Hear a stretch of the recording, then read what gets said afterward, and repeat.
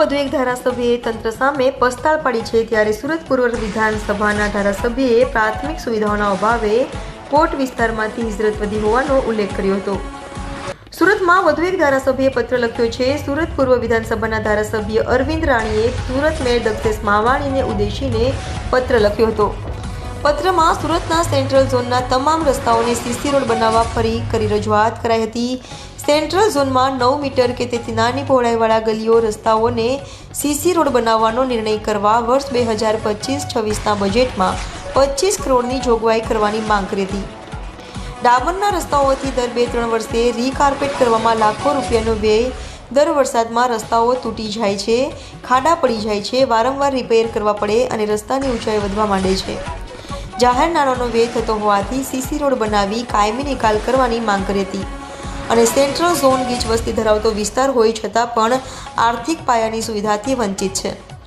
Central ઝોનના વિકાસનો કોઈ મોટા કામો થયા નથી. સેન્ટ્રલ ઝોનના લોકોના વેરાના નાણાંનો શહેરના અન્ય ઝોનના વિકાસના કામોમાં કરોડો રૂપિયાનો ખર્ચ થાય છે. સેન્ટ્રલ ઝોનમાં સુવિધાઓનો અભાવ છે. ખાડાવાળા રસ્તાને લીધે પરિવારો ઝોન છોડીને અન્ય ઝોનમાં હિજરત થઈ રહ્યા છે. સ્વચ્છતામાં પ્રથમ ઇન્દોર શહેરમાં 100% વિસ્તારમાં રસ્તાઓ સીસી રોડના છે, તો સુરત શહેરને પણ જ્યારે પ્રથમ ક્રમ મળ્યો છે ત્યારે સેન્ટ્રલ ઝોનમાં સીસી રોડ બનાવવાની માંગ કરી હતી.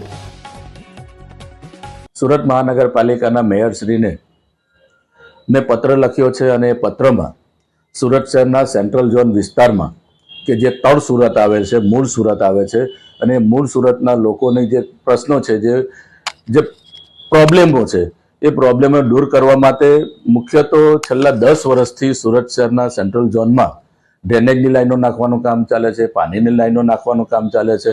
મેટ્રોની કામગીરીને લીધે અંડરગ્રાઉન્ડ મેટ્રો આવવાને કારણે એનું ખોદકામ ચાલે છે. છેલ્લા 10 વર્ષથી અલગ અલગ પ્રકારના ખોદકામથી લોકો ત્રાસી ગયા છે. લોકો હિજરત કરી જાય છે, પોતાના પરિવાર સાથે અન્ય વિસ્તારમાં રહેવા ચાલ્યા જાય છે.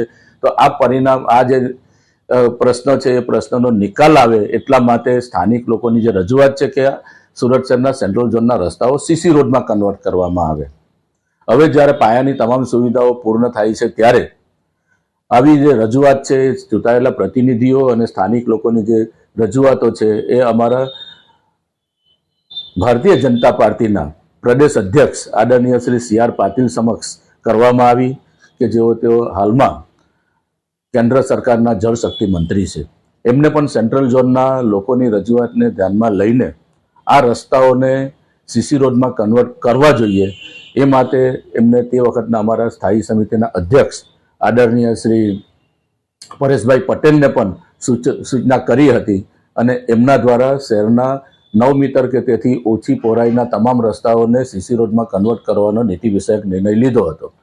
હવે જ્યારે આ રસ્તાઓ બની રહેલા છે, આવનારા 25-30 વર્ષ સુધી આવા પ્રશ્નો નહીં આવે એટલા માટે સુરત શહેરના બાકીના જે રસ્તાઓ છે, સુરત શહેરના અન્ય સેન્ટ્રલ ઝોનના જે રસ્તાઓ છે એને પણ સીસી રોડમાં કન્વર્ટ કરવા માટે મેં રજૂઆત કરવા માટે અને હાલમાં જ્યારે બજેટ બની રહ્યું છે ત્યારે સેન્ટ્રલ ઝોન માટે 25 કરોડ રૂપિયા આ સીસી રોડ માટે રાખવામાં આવે, ફાળવવામાં આવે એવી રજૂઆત કરી છે. આ રજૂઆત એટલા માટે કરી છે કે સેન્ટ્રલ ઝોનમાં લોકો ટેક્સ ભરે છે, વેરો ભરે છે, પરંતુ એ વેરાનો જે કંઈક લાભ છે એ અન્ય ઝોનમાં થાય છે, કારણ કે અહીંયા વિકાસના એટલા કામોની ક્ષમતા નથી.